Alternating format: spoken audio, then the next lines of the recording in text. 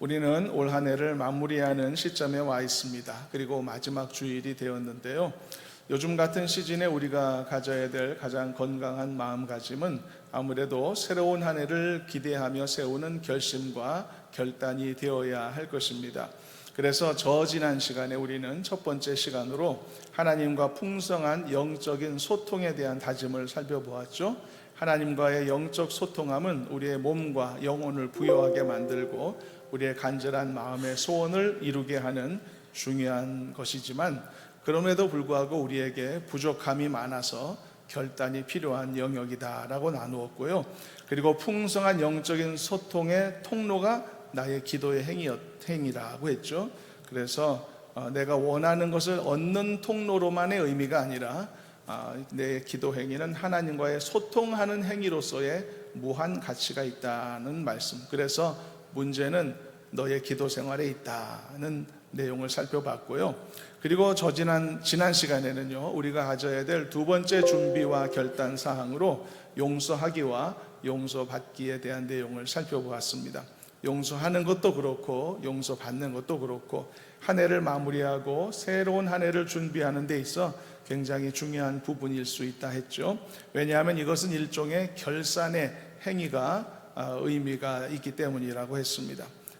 그리고 이 결산을 잘 할 수 있으려면 용서의 맞교환을 잘해야 되는데, 하나님이 제안하신 이 용서의 맞교환을 감당하려면 나도 갖고 있는 것이 있어야 된다.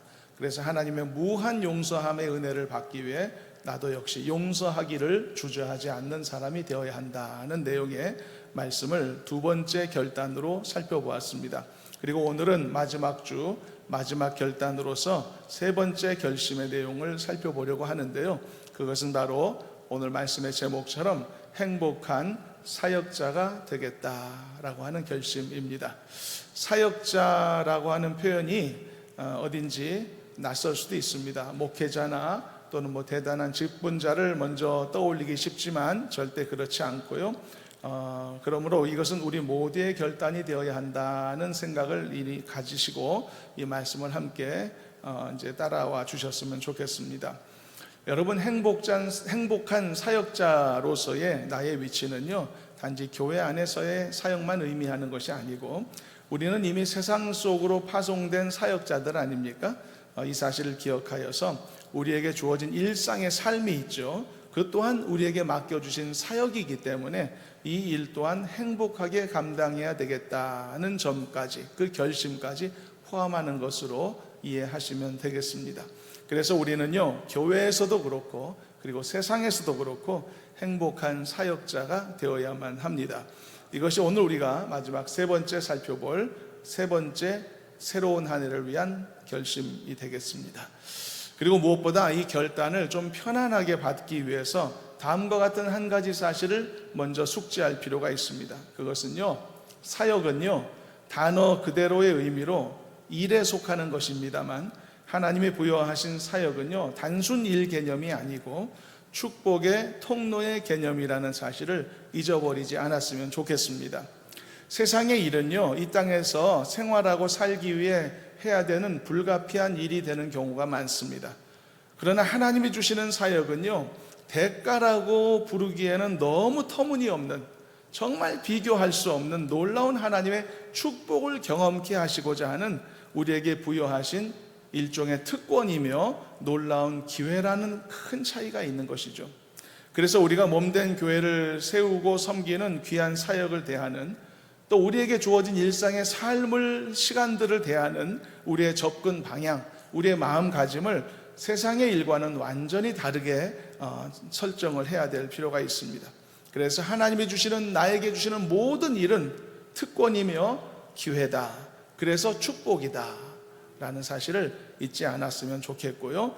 이런 마음가짐을 가져야만 행복한 사역자가 될 수 있는 겁니다. 단순한 사역자가 아니라 행복을 누리며 걸어가는 인생이 될 수 있다는 뜻이죠. 여러분, 무엇이든지 즐겁게 하는 게 좋은 거 아닙니까? 행복하게 감당한다면 그게 축복 아닐까요? 그러기 위해서는 하나님이 나에게 맡겨주신 생활에서도 사역에서도 행복을 반드시 붙잡아야 합니다. 여러분, 몸된 교회에서도요, 여러분들의 생활 속에서도 행복한 사역자들로 더욱 견고히 서는 새로운 한 해가 되기를 주님의 이름으로 축복합니다. 그래서 여러분, 세상 사람이 아닌 성도들에게 적용될 수 있는 이 행복의 원리는 두 가지 영역으로 나눌 수 있습니다. 이미 앞에서 충분한 힌트를 드렸는데요. 한 가지씩 살펴보겠습니다. 첫째는요, 우리의 삶의 현장입니다. 우리가 각자 갖고 있는 삶의 현장에서도 행복의 감정을 충분히 누릴 수 있어야 한다, 그런 말씀입니다. 사람들은 대부분 자신들의 직업을 갖고 있습니다. 그리고 어떤 경우는 그 직업에 매여 있기도 한데요. 그래서 그런지 때로는 어떤 사람들은 자신의 직업에 대해서 말하기를 먹고 살기 위해서 한다, 이렇게 표현을 하기도 합니다. 물론 틀린 말은 아닙니다. 먹고 살기 위해서 한다는 이 적나라한 표현이지만 맞는 말이기도 하죠. 기본적으로 그렇게 사람들은 살아갑니다. 제가 오래전에 제가 존경하던 한 목사님이 자신이 걸어왔던 사역을 돌아보면서 이렇게 열심히 했던 이유는 먹고 살기 위해서도 였다라고 하는 취지의 말씀을 들으면서 한편으로 제가 놀란 적이 있었는데요. 그 목사님은 큰 교회를 이루신 분이고 많은 사람들의 존경도 얻으신 분이었는데 그런 말씀을 하셨단 말이죠. 그런데 그 목사님이 그런 말씀하신 이유는 주어진 사역에 열심을 내기 위해서라면 치열한 생존에 대한 본능이라도 갖다 사용할 수 있어야 된다, 어떤 이런 취지의 말씀이었던 것으로 제가 이해를 했었습니다. 여러분, 맞습니다. 많은 사람들은 먹고 살기 위해서 일합니다. 생존을 위해서 일하고 뒤처지지 않기 위해서 열심히 일을 합니다. 그리고 이 또한 매우 중요하고 강력한 일의 동기부여가 되는 것도 사실입니다. 그러나 만일 그것만이 일의 동기부여가 되는 것이라면 그는 결코 행복한 일상의 삶을 얻을 수가 없을 것입니다. 행복하지는 못한다는 것입니다. 해야만 하기 때문에 그 일을 하는 거라면 행복하기가 어렵습니다. 그러나 그 단계를 넘어선다면, 그 수준을 넘어선다면, 그래서 자신이 종사하는 어떤 일이라도 그 일에 대한 즐거움을 발견하고 깨닫게 된다면 얼마나 놀라운 일이 일어나게 되겠습니까? 일의 효율이나 능률이 오르는 것은 물론이고 그런 차원을 떠나서 그는 단번에 행복한 인생의 행복자가 되는 것이죠. 내가 하는 일이 내 즐거움이 됐으니 얼마나 행복한 일이겠습니까? 그래서 주어진 일을 감당하는 것이 즐겁다는 것은요, 일을 하는 모든 자들에게 하나님이 허락하실 수 있는 놀라운 축복이라는 것을 알았으면 좋겠습니다. 여러분, 이것이 축복인 줄 알았다면 이것을 얻을 수도 있어야 하지 않겠습니까? 이것을 얻기 위해서 사모하는 마음을 가져야만 하는 것입니다. 여러분들도 삶의 현장에서 이런 축복을 누릴 수 있기를 저는 간절히 소망합니다. 직장에서도 그렇고요, 가정에서도 그렇고요, 사업장이든 학교든 삶의 현장 어디에서든지 내가 하는 일이 나에게 가장 즐거운 일이 되는 기적 같은 내 마음의 변화가 일어나는 큰 은혜가 있으면 참 좋겠습니다. 그래서 주어진 한 해 동안에 여러분 모두가 행복한 생활인이 되겠노라고 결심하실 수 있기를 바랍니다. 삶의 즐거움을 찾아감에 있어서 주저하지 않기로 결단할 수 있기를 바랍니다. 여러분, 삶의 쾌락이 아니라 삶의 즐거움을 말하는 것입니다. 둘은 다릅니다. 쾌락은 범죄입니다. 그러나 즐거움은 믿음을 가진 사람에게 주어지는 선물과도 같은 것입니다. 축복입니다. 그러므로 믿는 자로서 이 선물을 놓치지 않는 여러분들이 되시기를 권면합니다. 그리고 혹시 이것을 가로막고 있는 내 안에 모든 잘못된 마음들이 있다면 반드시 이 연말에 정리하고 새해를 맞겠노라고 결단하실 수 있기를 바랍니다. 바로 그것이 오늘 말씀의 도전의 이 목적이고 이유입니다. 후회하는 마음 버리시길 바랍니다. 원망하는 마음 버리시기를 바랍니다. 만족하지 못하는 교만한 마음도 버리실 수 있기를 바랍니다. 스스로 정리하겠다고 결심하실 수 있기를 바랍니다. 여러분, 삶의 즐거움은 남이 가로막고 있는 게 아닙니다. 내 자신이 가로막고 있는 겁니다. 남 탓하면 안 됩니다. 남이 나를 행복하지 못하게 만들고 있어. 다른 사람이 나를 즐겁지 못하게 만들고 있어. 틀린 생각입니다. 내 안에서 내 감정이 옳지 못한 버리지 않는 내 생각이 내 안에서의 행복을 가로막고 있다는 것을 잊지 않았으면 좋겠습니다.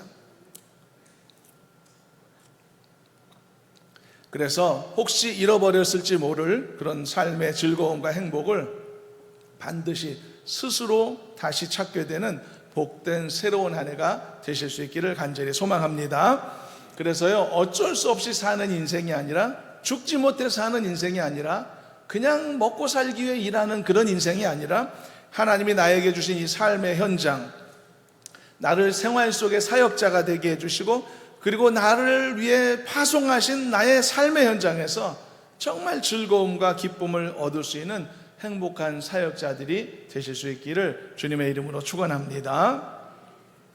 그리고 두 번째로, 성도들이 이 행복의 원리를 적용할 수 있는 또 하나의 큰 영역이 있습니다. 그것은 바로 이번에는 생활 속에서가 아니라 교회 안에서의 사역의 영역입니다. 왜냐하면 교회의 사역에도요, 그냥 사역이 있는 반면에 행복한 사역이 얼마든지 가능할 수가 있기 때문이죠. 교회 안에서 또 신앙 안에서 내가 허락받은 사역의 영역들이 있습니다. 이것 또한 세상의 개념으로 보면 일의 개념인 것은 맞습니다. 사역도 일이죠.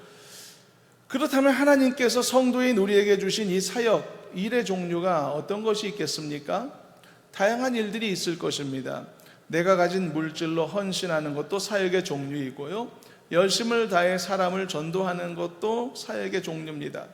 나만을 위해 기도하는 생활에서 벗어나서 연약한 성도들을 위해 눈물로 기도하고, 교회와 사역자들을 위해 책임있게 기도하고, 이 나라 이 민족을 위해 많은 시간 기도한다. 이것도 사역의 중요한 종류입니다. 말없이 봉사하는 것, 이것도 소중한 사역의 한 종류입니다. 교회의 권위 앞에 기꺼이 순복하는 모습도 역시 소중한 사역의 한 모습입니다.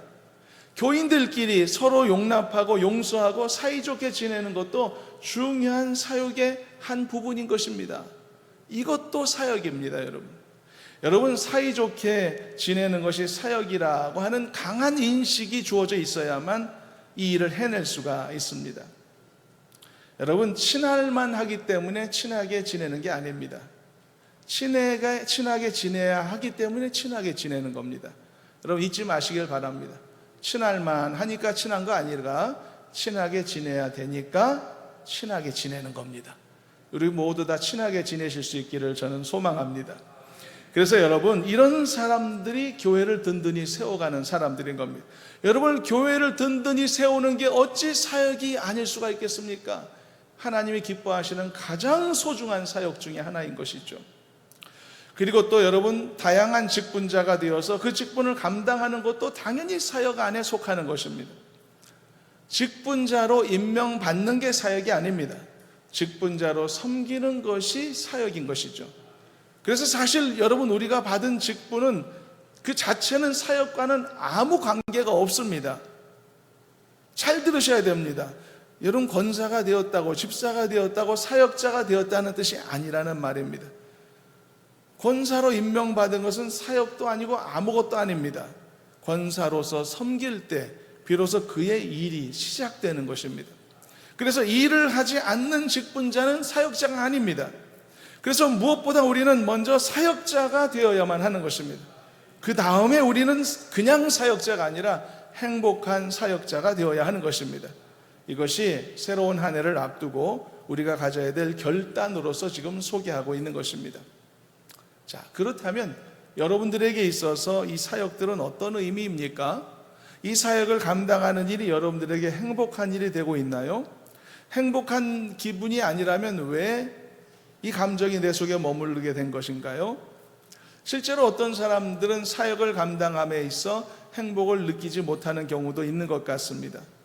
해마다 연말이 되면 하겠다는 사람보다 안 하겠다는 사람이 더 많은 것 같고, 끼워주세요라고 말하는 사람보다 빼주세요라고 말하는 사람이 더 많은 것 같단 말이죠.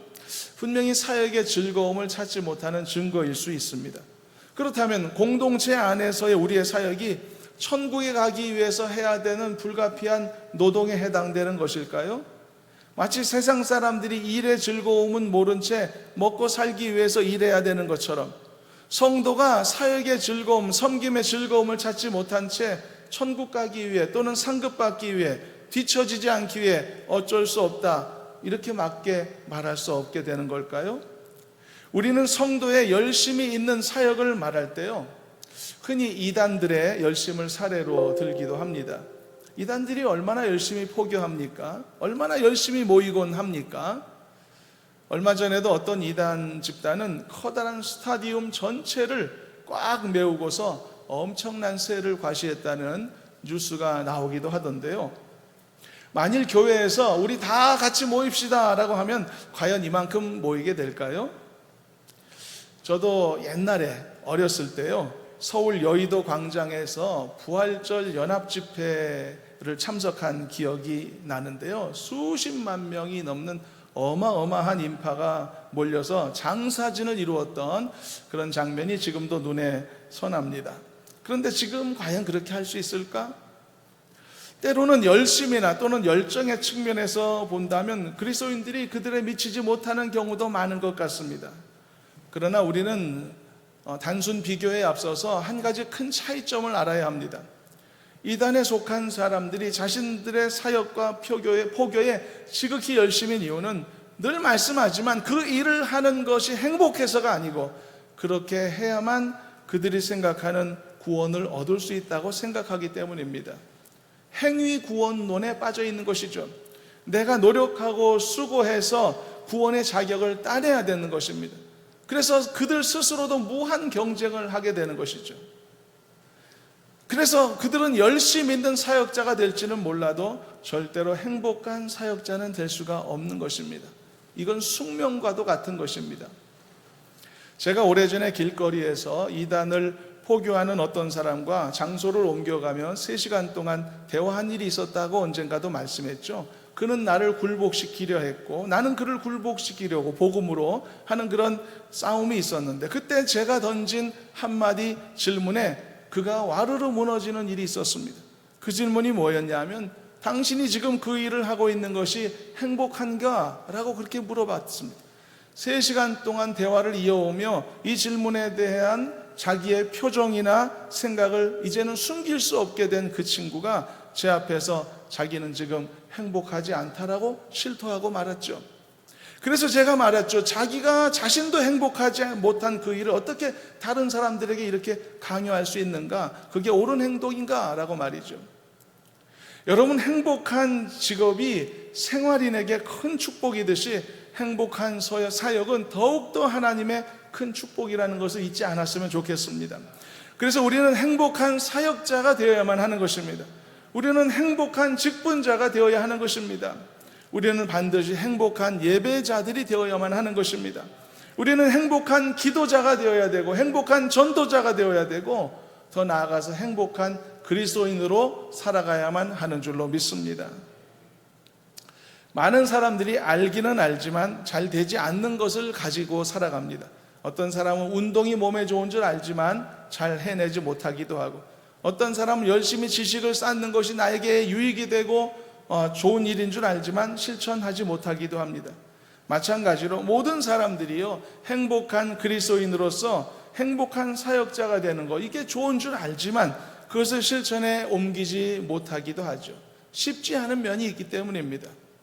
그러나 여러분, 만일 할 수만 있다면 일에 대한 불평과 불만을 떨쳐내고 언제나 감사한 마음과 행복한 마음으로 우리의 신앙의 삶을 감당할 수 있다면 얼마나 즐거운 일일까요?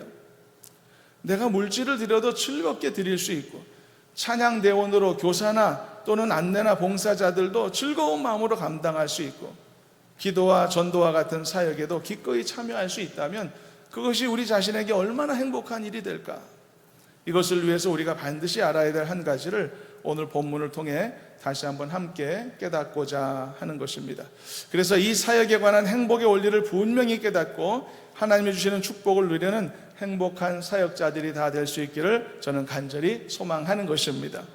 하나님이 말씀하신 사역의 개념은 엄밀히 말하면 일의 개념이 아닙니다. 다시 반복합니다. 회사를 위해서 열심히 일해줘야 그 대가를 얻을 수 있다라고 하는 그런 개념 아닙니다. 하나님이 말씀하시는 사역은요, 그 자체가 상급입니다. 그 자체가 혜택입니다. 그 자체가 축복인 것입니다. 여러분, 믿으시기를 바랍니다. 요즘은 은퇴 후에도 계속 어디선가 일하고자 하는 사람들이 많이 늘어납니다. 그런 분들 중에는 단순히 좀 더 돈이 필요해서 일을 하는 경우도 있지만, 어떤 분들은 필요 없는데도 일을 하려는 분들이 많습니다. 그것은 일 자체를 사랑하는 사람들의 모습이겠죠. 그 일을 하면서, 뭔가 일하면서 기쁨과 행복을 느끼는 경우이죠. 그렇지 않다면 다시금 일의 현장으로 사람들은 돌아오려 하지 않을 겁니다. 요즘 손흥민 선수가 아주 잘하고 있지 않습니까? 그런데 최근에 뉴스를 보니까 작년에 엄청난 오일머니로 무장한 사우디아라비아의 한 클럽 축구팀이 천문학적인 연봉을 제시하며 스카우트 제의를 했었다고 하더군요. 그런데 손흥민이 단번에 거절하면서 나는 이곳에서 매우 행복하고 아직도 이곳에서 할 일이 남아있다고 생각한다 라고 답을 했다고 합니다. 아주 멋있는 답변이죠. 돈보다 더 중요한 무언가가 있음을 알고 있고, 그 자기가 하고 있는 그 일에 대한 중요성과 기쁨을 느끼고 있고, 그것을 놓치지 않겠다라고 하는 그런 표현이었으니까 얼마나 정말 좋은 모습입니까? 그러므로 그런 종류의 사람들에게는 그 사람이 하는 일이 더 이상 노동이 아닌 것이죠. 일의 개념을 넘어선 것입니다. 먹고 살기 위해 하는 일, 그런 게 아니라는 것이죠. 그것은 일이 아니고 행복인 것이고 즐거움인 것이고 평생토록 바라고 소망해온 꿈의 성취와도 같은 것이란 말입니다. 그래서 여러분, 내가 성도로서 감당하고 그리스도인으로서 살아가는 나의 모든 신앙의 영역에도 바로 이와 같은 기쁨과 행복이 얼마든지 주어질 수 있다는 것을 잊지 않았으면 좋겠습니다. 그리스도인으로 살아가는 여러분들의 삶은 기회인 줄로 믿으시길 바랍니다. 그 자체가 행복인 줄로 믿으시길 바랍니다. 그 자체가 특권이라는 사실을 잊지 마시기를 바랍니다. 그렇게 될 때 여러분들은 절대 기쁨을 빼앗기지 않는 행복한 그리스도인들이 될 줄로 믿습니다. 본문 19절 20절 말씀을 한번 읽어보겠습니다. 본문 말씀 함께 한번 읽어보도록 합니다. 너희를 위하여 보물을 땅에 쌓아두지 말라. 거기는 좀과 동록이 해하며 도둑이 구멍을 뚫고 도둑질하느니라. 오직 너희를 위하여 보물을 하늘에 쌓아두라. 거기는 좀이나 동록이 해하지 못하며 도둑이 구멍을 뚫지도 못하고 도둑질도 못하느니라. 아멘. 네, 본문이 말씀하는 이 보물은요, 좁은 의미로 말하면 우리가 가진 물질이라고 할 수 있겠지만, 넓게 말하면 내가 소중히 여기는 모든 것을 포함하는 것이 보물입니다. 그리고 그 보물을 쌓는 행위는 곧 내가 이 세상에 살며 노력하는 모든 종류의 수고로운 행위를 말하는 것이죠. 그런데 예수님이 이렇게 말씀하셨습니다. 너희 보물을 땅에 쌓아두지 말라고. 오히려 너희 보물을 하늘에 쌓아두라고. 왜냐하면 이 땅에 쌓아두는 보물은 훼손되기 쉽고 빼앗기고 낡아진다는 것이죠. 그러나 하늘에 쌓아두는 보물은 완벽히 보존된다는 것이죠. 그래서 보물을 쌓아두는 곳은 하늘이어야 된다는 것이죠. 보물을 쌓지 말라는 게 아닙니다. 열심히 보물을 얻기 위해 노력하고 수고하라는 겁니다. 그러나 그 보물을 땅이 아니라 하늘에 쌓아두라는 것이죠. 왜일까요, 여러분? 하나님이 이득을 취하시기 위해서일까요? 왜 나의 보물을 하늘에 쌓아두라 하셨을까? 왜 하나님이 나에게 세상의 목표를 갖지 말고 세상의 자랑의 목표를 갖지 말라 하실까? 왜 세상의 즐거움의 이 목표를 두지 말라 하실까? 이렇게 해서 나의 보물이 하늘에 쌓이게 되면 도대체 누가 이득을 본단 말인가? 여러분, 과연 내가 하늘에 보물을 쌓으면 누가 이득을 볼까요? 예수님이 산상설교에서 이 말씀을 선포하신 근본적 의도가 한 가지 있습니다. 우리는 그 근본적 의도를 놓쳐서 안 됩니다. 그래야만 이 말씀의 의도와 그리고 의미를 바르게 깨달을 수 있는 것입니다. 여러분, 예수님이 나의 보물을 땅에 쌓아두지 말고 하늘에 쌓아두라 하신 근본적인 의도는요, 여러분, 쌓아둠 자체에 있는 게 아니고요, 누림에 있는 것임을 잊어서는 안 됩니다. 예수님의 관심은 정말 중요한 통찰입니다. 이것은 쌓아둠의 목적이 있는 것이 아니라 누림의 목적을 두신 것입니다. 그러니까 예수님의 관심사는 내가 쌓아둔 나의 보물을 내가 얼마나 많이 누리고 내가 얼마나 건강히 잘 누리는가에 초점이 맞춰져 있다는 것입니다. 누가 누리냐고요? 내가 누리는 겁니다. 내가 누리는 것에 예수님이 관심이 있으신 것입니다. 많이 쌓게 만들어서 빼앗아 가시려는 게 아니라 내가 안전하게 쌓아둔 이 보물을 내가 얼마나 잘 누리며 살 수 있는가에 예수님의 모든 관심이 있으시다는 이야기입니다. 오늘 말씀을, 본문을 조용히 묵상해 보시길 바랍니다. 그러면 이러한 예수님의 생각을 발견할 수가 있습니다. 예수님이 무엇을 염려하셨죠? 내가 애쓰고 수고하여 쌓아둔 보물이 훼손되고 없어지는 것에 관심이 있으셨습니다. 왜 이것을 염려하셨습니까? 이렇게 빼앗기고 훼손되고 없어지면 결과적으로 내가 누릴 수 없기 때문이죠. 그래서 예수님은 그것을 누려야 할 나를 위하여 나의 보물을 하늘에 쌓아두라 말씀하신 것입니다. 그리고 나의 보물을 하늘에 쌓는 일은 이 땅에서 나의 영달과 자랑과 부귀 영화를 위해 살아가는 삶이 아니라 하나님의 나라와 그 영광을 위해 사는 삶을 말하고, 피로 값주고 세우신 몸된 교회를 위해, 그리고 나에게 허락하신 직분과 여러 종류의 사역들을 위해 내가 갖고 있는 삶을 드리는 모습을 말하는 것입니다. 나의 시간과 나의 열정과 재능과 삶의 우선순위를 기꺼이 사용하는 나의 모습을 말하는 것입니다. 이것이 나의 보물을 하늘에 쌓는 모습이라는 것이죠. 그리고 이것은 결국은 나의 누림의 목적이 있는 것이라는 말입니다. 쌓아둠의 궁극적인 목적이 있는 것이 아니라 누림의 목적이 있다는 것입니다. 그러므로 우리는 이것을 부득불할 일이 아니라 즐겁고 행복하게 감당할 수 있는 지혜를 반드시 가져야만 하는 것입니다. 마치 진정한 운동선수들이 연봉을 위해 경기에 나서는 게 아니라 그 자체가 즐겁고 보람되고 행복하기 때문에 경기에 나서는 것처럼, 하나님이 이 모든 것을 나를 위하여 명령하신 것임을 깨닫고 이제는 그것을 즐겁게 기쁘게 감당하고 보람되게 여기며 행복하게 우리의 삶을 감당하라라고 하는 말씀의 도전인 것입니다. 그래서 하나님이 우리에게 부어주실 이 축복을 하늘에 쌓는 행복한 사역자로 다시 한번 새롭게 거듭나자는 것입니다. 그래서 이후에 하늘에 쌓아둔 나의 보물을 당당히 누리는 그날을 기쁨으로 맞이하자라고 하는 것입니다. 이것이 오늘 우리가 살펴보는 말씀의 주제이고, 새로운 한 해를 맞이하며 우리가 가져야 될 마지막 세 번째 결단의 내용인 것입니다. 여러분, 생활에서도 그리고 교회에서도 행복한 사역자가 되겠노라고 결단하는 우리가 되었으면 좋겠습니다. 그래서 행복한 생활인이 되시길 바라고 동시에 행복한 사역자들이 다 되시기를 주님의 이름으로 축원합니다. 마지막으로 예수님의 이 말씀 속에 녹아들어 있는 나를 향한, 그리고 나를 위한 예수님의 지대한 사랑과 관심이 어떻게 이 안에 녹아들어 있는가를 다시 한번 확인하면서 오늘 말씀을 마무리 짓겠습니다. 본문 19절에서 21절을 다시 한번 읽어보며 예수님이 어떻게 해서 나를 위하고 나에게 초점이 맞추어지며 이 말씀을 던지셨는가를 한번 살펴보시길 바랍니다. 다시 한번 19절부터 봉독합니다. 너희를 위하여 보물을 땅에 쌓아두지 말라. 거기는 좀과 동록이 해하며 도둑이 구멍을 뚫고 도둑질하느니라. 오직 너희를 위하여 보물을 하늘에 쌓아두라. 거기는 좀이나 동록이 해하지 못하며 도둑이 구멍을 뚫지도 못하고 도둑질도 못하느니라. 내 보물이 있는 그곳에는 내 마음도 있느니라. 여러분, 혹시 찾으셨습니까? 이렇게 명령하시는 예수님의 관심사는 보물을 쌓아두는 것 자체가 아니라 내가 쌓아둔 보물을 어떻게 건강하게 잘 누림에 있다라고 했죠. 예수님의 이 말씀의, 이 명령의 진정성을 분명하게 알 수 있게 하는 표현이 사실 오늘 본문 말씀 속에 뚜렷이 드러나는데 그게 뭘 것 같습니까?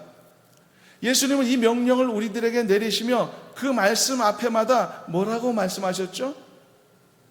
너희를 위하여 라고 말씀하셨습니다. 19절에도 너희를 위하여 라고 하셨습니다. 20절에는 오직 너희를 위하여, 이 말씀을 전하는 것이라고 분명하게 말씀하셨죠. 여러분, 이 한 가지 사실만 우리가 깊이 알아도 우리는 이 예수님의 이 명령의 진정성을 조금 더 의심하지 않고 확신할 수 있을 것입니다. 내가 너희를 위해 이렇게 명령하는 것이다. 너희를 위해서야. 내가 너를 위해서 행복한 생활인이 되라고 명령하는 거야. 내가 너를 위하여 행복한 사역자가 되라고 명령하는 거야. 나를 위해서가 아니다. 바로 너를 위해서, 네 자신을 위해서. 너는 너에게 주어진 생활과 너에게 주어진 직분을 사역자로서 기쁘게 감당하기로 결단하기를 바란다. 내가 먹고 살기 위해 어쩔 수 없이 일한다 생각은 버리길 바란다. 일하기 싫지만 할 수 없어 라고 하는 생각도 버리길 바란다. 너에게 있어야 될 일의 행복을 빼앗아가는 것은 다른 사람이 아니라 바로 내 자신 안에 있는 잘못된 생각이다. 네 안에 있는 모든 종류의 악한 생각과 마음들을 정리하기를 바란다. 일의 즐거움을 찾기를 바란다. 생활의 즐거움을 찾기를 바란다. 내가 너에게 준 삶의 현장이 아니냐? 내가 너에게 준 사역의 현장이며 너에게 준 가족들이며 가정이 아니냐? 내가 너를 그곳에 파송한 것이 아니냐? 그러므로 너의 생활의 현장에서 반드시 보람과 기쁨과 행복을 취하기를 바란다. 교회에서의 사역도 마찬가지다. 내가 교회를 위해서 봉사한다는 생각을 버리기를 바란다. 내가 목사님을 위해 순종한다 이런 생각도 버리기를 바란다. 내가 아니면 교회가 안 돌아갈 거다 이런 생각도 버리기를 바란다. 나의 관심은 오직 너에게 있는 것이다. 나는 네가 하늘의 보물을 쌓기를 원하는 것이다. 다른 누가 아닌 바로 네가 그 보물을 누리는 자가 되기를 나는 원하는 것이다. 물질로 헌신하고 기도로 봉사하고 전도로 헌신하고 여러 가지로 섬기는 순종하는 모든 일을 멈추지 말기를 바란다. 그리고 이것을 명령하는 나의 진정성을 조금도 의심하지 말기를 바란다. 너는 너를 위하여 하늘의 보물을 쌓는 것이다. 그리고 이것을 누리는 자는 바로 너가 되기를 나는 바라는 것이다. 그러므로 이것을 기쁘게 감당하는 행복한 사역자가 되라. 반드시 이렇게 되라. 여러분, 이것이 예수님이 말씀을 통해 우리에게 당부하시는 내용입니다. 그리고 이것을 우리가 깊이 인정하고 깨닫게 될 때 우리는 더 이상 이제는 우리의 생활에서도 우리의 사역에서도 우리의 가정에서도 그것을 마치 무거운 짐인 것처럼 여기는 모든 불행한 마음 상태에서 벗어날 수 있게 되고 이제는 모든 일이 즐거운 것, 모든 일이 행복한 것, 감사함으로 이루어지는 행복한 사람이 되는 것입니다. 우리 모두가 이렇게 되기를 간절히 소망합니다. 말씀을 맺습니다. 우리는 새로운 한 해를 위해 필요한 세 가지 결단을 세 번에 걸쳐 살폈습니다. 첫 번째는 하나님과의 풍성한 영적 소통을 위해 우리의 부족한 기도 생활을 감당해야 된다고 했고, 두 번째는 완벽한 한 해의 마무리를 위해 하나님으로부터 나의 모든 죄를 용서받기 위해 내가 해야 될 작은 용서의 몫을 얼마든지 감당해야 한다라고 했고, 셋째는 행복한 한 해를 살기 위해 하나님이 허락하신 나의 삶의 현장에서도 나에게 부여하신 모든 종류의 사역의 현장에서도 그 일의 소중함과 그것의 가치를 깊이 깨달아 행복한 사람, 행복한 사역자가 될 것을 결단해야 한다라고 마무리했습니다. 우리에게 주신 이 소중한 도전들을 마음에 깊이 새기시고 반드시 필요한 결단을 다 이루셔서 하나님이 허락하시는 이제 새로운 한 해 동안 더 은혜가 넘치고 감사가 넘치고 항상 승리하시는 행복한 그리스도인들이 되어지기를 주님의 이름으로 축원합니다. 기도하겠습니다. 하나님 감사합니다. 우리에게 주신 도전이 우리에게 그저 흘러가지 않기를 간절히 원합니다. 우리 각각의 삶과 형편 속에 가장 부족하고 가장 절실한 것들을 우리의 삶의 도전 삼게 하여 주시옵시고, 그리하여 새로운 한 해 더 놀랍게 성장하고 하나님의 뜻을 이루어가는 행복한 그리스도인들로 살게 해 주시옵소서. 예수님의 이름으로 기도하옵나이다. 아멘.